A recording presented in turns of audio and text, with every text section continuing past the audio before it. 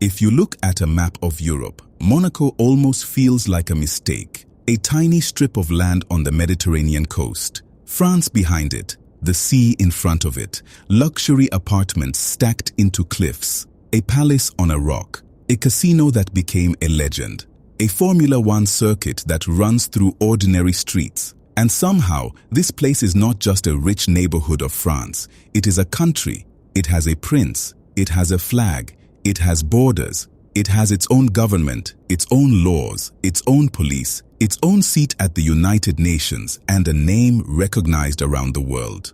Monaco is smaller than many airports, smaller than many university campuses, smaller than some city parks. And yet it survived while kingdoms disappeared, empires collapsed, borders were redrawn, and far larger states were swallowed by their neighbors. So the question is simple. Why does Monaco exist? Why did France not just absorb it? Why did this tiny place on the Riviera remain sovereign when almost everything around it became French? To understand why Monaco still exists, you have to go back the Sankofa way. Before Monaco was a playground for wealth, it was a rock. That matters, because the story of Monaco begins not with yachts, casinos, or royal weddings, but with geography. The Rock of Monaco rises above the Mediterranean like a natural fortress. From it, you can watch the sea. You can see ships approaching. You can control a small but valuable point on a coastline where trade, war, and power all passed by. In the ancient world, the area was known to sailors. Later, the Romans used the coast. But the political Monaco we know begins much later in the medieval struggle between Italian powers. In the 13th century, the Republic of Genoa was one of the great maritime powers of the Mediterranean. Genoese families, factions, and merchants fought for control of ports, fortresses, and trade routes. Monaco was small, but it had something powerful states wanted: a defensible position on the sea. In 1215, Genoa built a fortress on the rock. At that moment, Monaco was not yet the independent country people know today. It was an outpost, a stronghold, a strategic piece of stone. Then came the Grimaldis. The Grimaldi family were part of Genoa's political world, tied to the Guelph faction, often in conflict with rival powers. Their connection to Monaco begins with one of the most dramatic origin stories in European statehood. On January 8, 1297, François Grimaldi, known as Malizia, or the Cunning, seized the fortress of Monaco. The famous story says he entered disguised as a monk, then opened the way for armed men to take the stronghold. That image became part of Monaco's identity. Even today, the Grimaldi coat of arms is held by two armed monks, a memory of a fortress taken through deception, nerve, and timing. But here is the important part. That did not instantly create Monaco as a stable country. The Grimaldis lost control in 1301. They returned decades later. They fought, negotiated, purchased rights, and built authority piece by piece. The story was not a straight line from monk disguise to modern statehood. It was fragile, contested, and uncertain. That is the first key to Monaco. It survived because it was never only a place. It became a family project. The Grimaldis turned the rock into a dynastic claim. They were not just living there. They were asserting that this small fortress belonged to them, that their family had rights there, and that those rights could be defended, recognized, and inherited. In medieval Europe, that mattered. States were not always neat countries with clean borders. Power was layered. A prince could owe protection to one ruler, negotiate with another, marry into a third family, and still preserve local authority. Sovereignty was not always absolute. It was often a bargain. Monaco learned to live inside those bargains. For centuries, the Grimaldis balanced stronger powers around them. Sometimes they leaned toward Genoa, sometimes toward France, sometimes toward Spain, later toward Piedmont, Sardinia. The point was survival. Monaco was too small to dominate anyone, so it had to become useful, protected, and inconvenient to erase. That is the second key. Small states survive when large states find it easier to protect them, influence them, or tolerate them than to destroy them.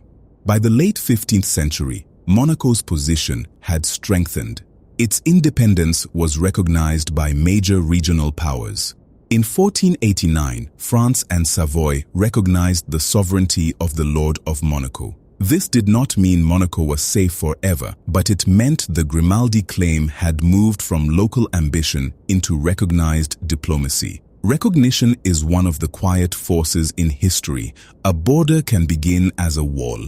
A title can begin as a family claim. But once other powers recognize it, it becomes harder to erase without consequences. Monaco's independence grew through recognition, treaties, and protection agreements. It was not powerful in the way France was powerful. It was powerful because its status became part of the legal and diplomatic map. In 1641, Monaco made one of its most important moves. Prince Honoré II signed the Treaty of Péronne with France. Monaco shifted away from Spanish protection and placed itself under French protection.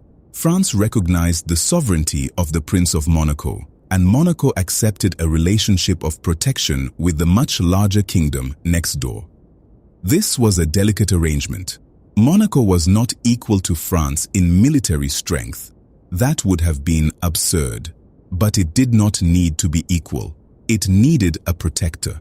And France, for its own reasons, was willing to treat Monaco as a sovereign principality under French protection. This is the strange logic of small state survival. Independence does not always mean standing alone. Sometimes independence survives because a larger power decides that your separate existence serves its interests. For Monaco, that larger power was often France. But France was also the danger because the same neighbor that protected Monaco could also swallow it. That danger became real during the French Revolution. In 1789, revolution shook France. Kings, nobles, old privileges, and inherited authority came under attack. Monaco, ruled by a prince and tied to the old order, could not remain untouched. By 1793, revolutionary France annexed Monaco. For more than 20 years, Monaco was no longer ruled as an independent principality. Its prince lost power.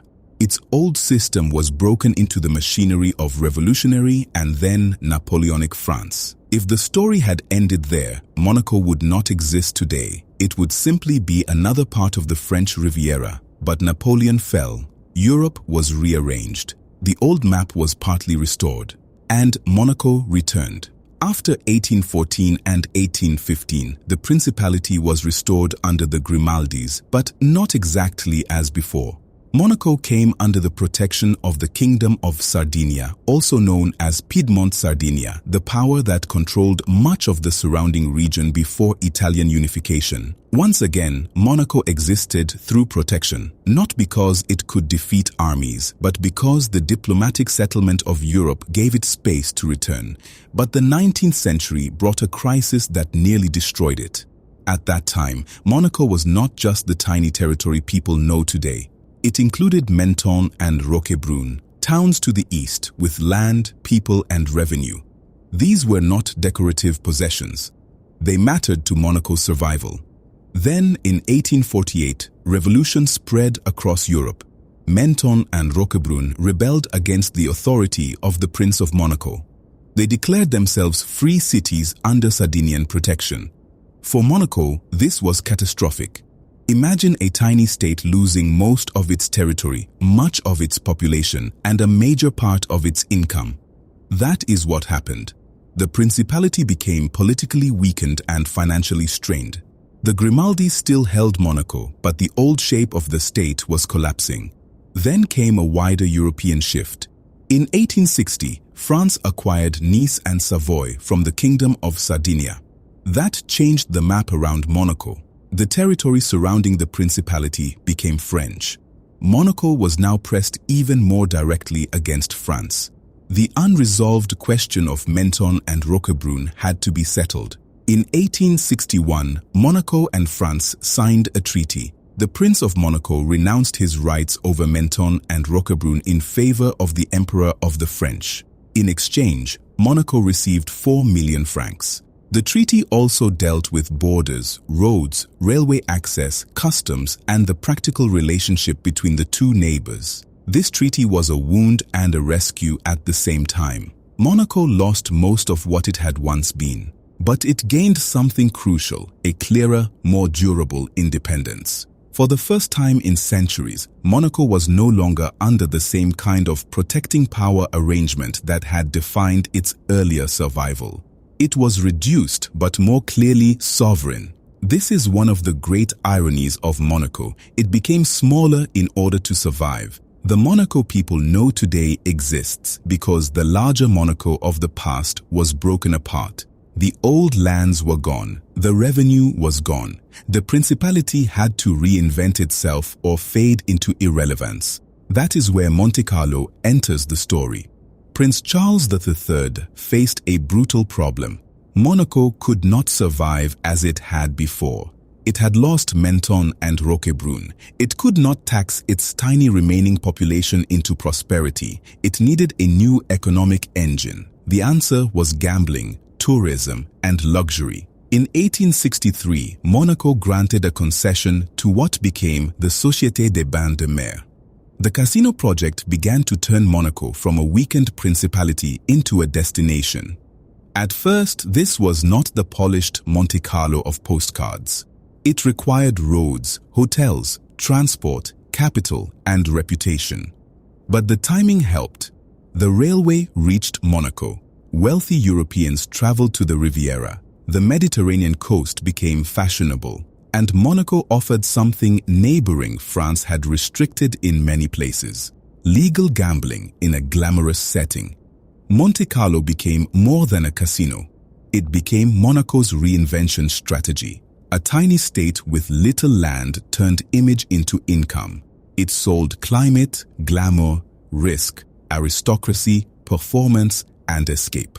By the late 19th century, Monaco had found a strange formula. It was too small to be a normal state, so it became an exceptional one. No longer a fortress economy, no longer a rural territory with Menton and Roquebrune. Monaco became a sovereign brand. That sounds modern, but the logic was already there.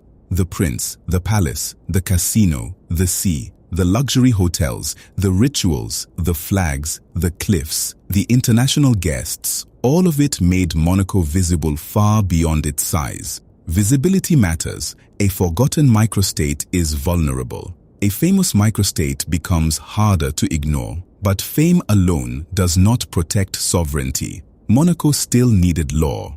In the 20th century, its relationship with France was formalized again. The 1918 Franco-Monegasque Treaty confirmed France's special role in guaranteeing Monaco's territorial integrity, while Monaco agreed not to act against French interests in its international relations. That was not pure independence in the romantic sense. It was independence inside a framework, and that framework is part of why Monaco survived. France did not need to annex Monaco to influence it. Monaco did not need to challenge France to remain sovereign. Both sides found a balance. France had a friendly sovereign neighbor on the Mediterranean, deeply tied to French systems. Monaco kept its prince, its institutions, its identity, and its international legal personality. Again, survival came through bargain. After the Second World War, Monaco's international presence widened. It joined specialized international organizations. In 1993, Monaco became a member of the United Nations. That was symbolically enormous. A place smaller than many neighborhoods now sat in the same global organization as the largest countries on Earth. One country, one vote, one flag. That is the modern answer to why Monaco exists. Because by the time anyone might ask why France had not absorbed it, Monaco was no longer just a leftover fortress. It was a recognized sovereign state. It had a dynasty, it had treaties, it had diplomatic recognition, it had wealth, it had a global reputation, it had a working relationship with France, and it had turned its smallness into part of its power. Today, Monaco is often reduced to tax advantages: billionaires, super yachts, casinos, and Formula One. Those things are real parts of the modern image, but they are not the whole story.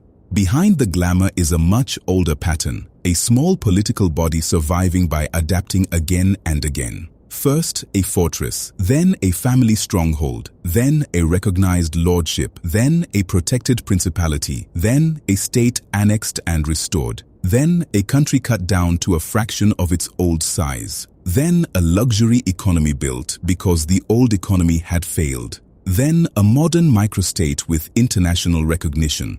Monaco exists because history did not erase it at the moments when it could have. Because the Grimaldis held on, because larger powers found uses for its survival, because treaties turned fragile claims into legal facts, because losing territory in 1861 made the remaining state clearer, because Monte Carlo gave it money and visibility, because France could influence Monaco without annexing it, and because once a state is recognized by the world, even a tiny one becomes difficult to casually remove. That is why Monaco is more than a curiosity. It is a lesson in how small places survive beside large powers, not by pretending to be large, but by becoming legally stubborn, diplomatically useful, economically adaptive, and symbolically unforgettable. Look at Monaco from above and it looks impossibly small. Look at it through history and it looks different, not an accident, not just a tax haven, not just a casino with a flag, a rock that became a fortress that became a dynasty that became a state that became a brand, and a brand that still sits on the Mediterranean, surrounded by France, looking too small to survive, but surviving anyway, because sometimes the most unlikely countries are not the ones history forgot. They are the ones history failed to erase. This is the story of Monaco, told the Sankofa way. Go back and get it.